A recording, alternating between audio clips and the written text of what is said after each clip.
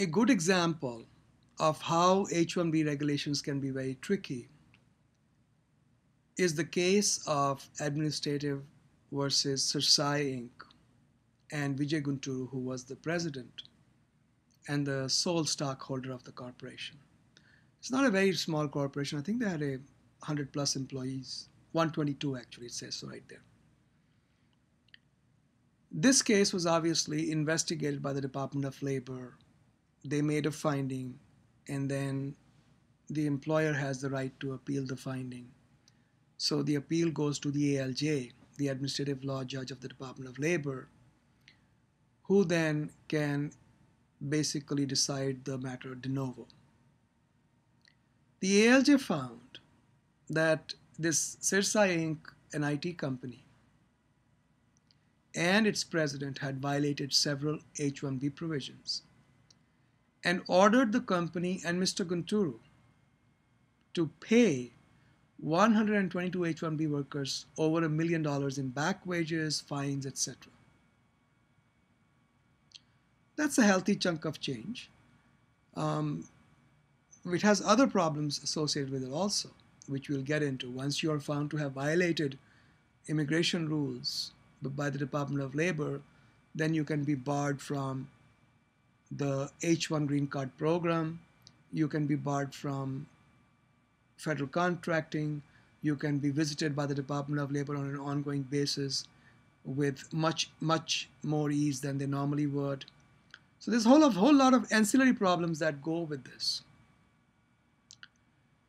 In this case, the penalties were more than $400,000, and the company was barred from H-1B program for 2 years. Note that this case lasted for 2 years. Initial notice of violation was in September 2010, and the investigation before that would have been a year, 2 years. Okay, so 2, 3, 4 years, you are stuck with legal bills, you're stuck with uncertainty of not knowing what's going on.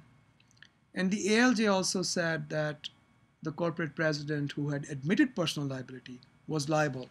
There's another case in the handout, the case of Dr. Kuti, where the court in Tennessee found, the district court, federal court, found that Dr. Kuti, the employer, was personally liable.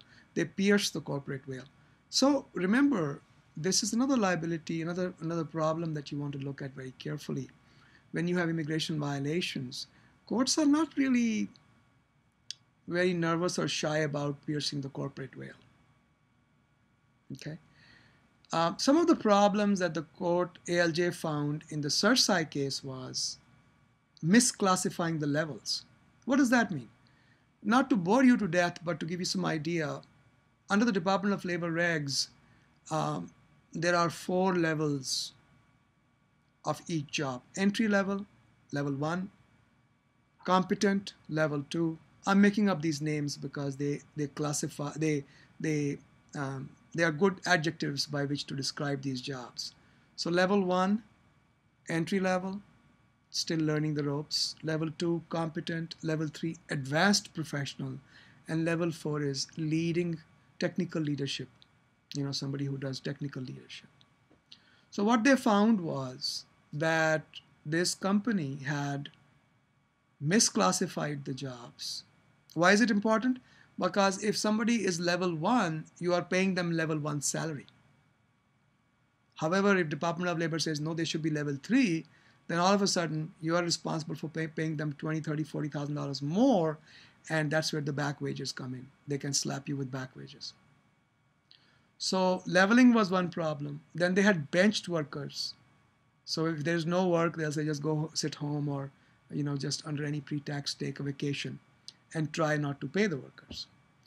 Then they also took reimbursements for them for attorney's fees, etc., which was business expenses.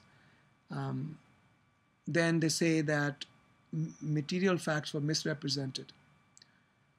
This can lead us into a whole slew of things. If time permits, today, I would like to talk a little bit more about the consequences of immigration violations and their ramifications in criminal law. That is another a very interesting and very complicated area of the law.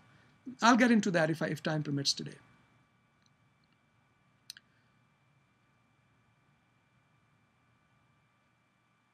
There are a couple of points mentioned here about geographic location where the work is to be performed. And as I mentioned to you, a good way to think about it is Arkansas wages are going to be different than San Jose wages. So location becomes important. And then this employer was obviously an H-1B dependent employer because they have something called a displacement inquiry requirement, which means before I send my worker to work at a client site, I have to call them up and say, have you fired, laid off any US workers? I'm making it rather oversimple, but that's the idea.